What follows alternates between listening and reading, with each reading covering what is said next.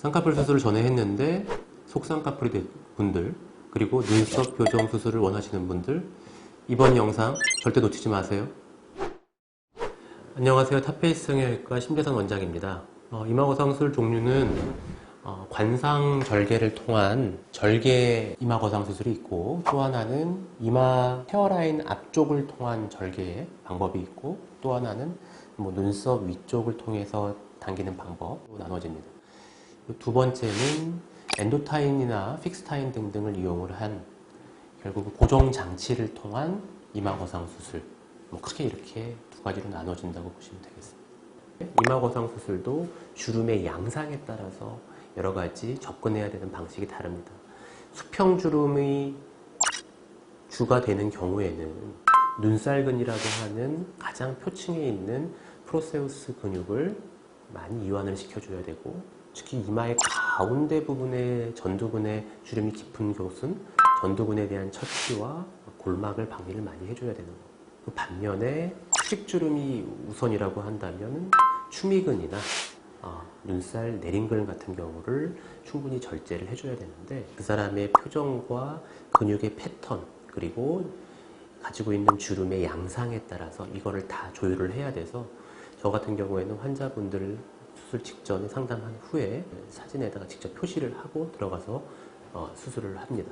이마 거상을 할 때 어떤 주름을 포커싱을 하느냐에 따라 좀 달라질 것 같습니다. 예를 들어 이마 주름 자체가 최대한 상방으로 옮겨지고 할 때는 절개법이 맞다고 생각도 드는데, 출혈량도 많고 탈모의 영향도 좀 있고 상처로부터 자유로울 수가 없고 감각신경의 저하 현상 때문에 문제가 있을 수가 있습니다. 수술 자체가 내시경을 이용을 해서 엔도타인을 이용한 이마거상 수술이 대세라고 보시면 되겠습니다. 녹는실을 쓰는 경우는 근육에 대한 처치가 되지 않기 때문에 아무래도 효과가 좀 떨어지고 빠른 회복을 바라시는 분들한테 시행하고 있고요. 내시경을 이용해서 정밀하게 근육을 조절해주고 이완시키는 방법은 그 사람마다 달라진 노화를 개별화된 진료로서 해결할 수 있는 방법입니다. 네, 엔도타인은 결국은 두개골 쪽에 일부 구멍을 뚫어서 이 구멍에 고정장치를 삽입하는 겁니다.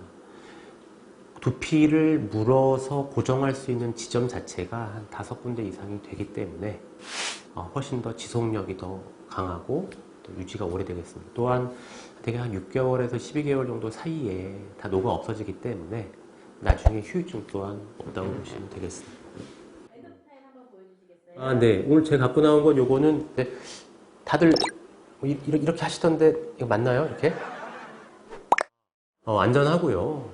그리고 간혹 보면은 이제 이 구멍을 뚫는 과정에서 뇌손상이 있지 않을까 이렇게 걱정하시는 분이 있는데, 두개골의 깊이에 맞춰서 홀이 제작돼 나오기 때문에 그런 걱정 안 하셔도 되고, 이게 들어간 상태에서 이제 녹아 없어질 때까지 시간이라는 게 존재하기 때문에 녹는 과정에서 약간의 염증이나 그런 만져짐 같은 것들 호소하시는 분도 있습니다.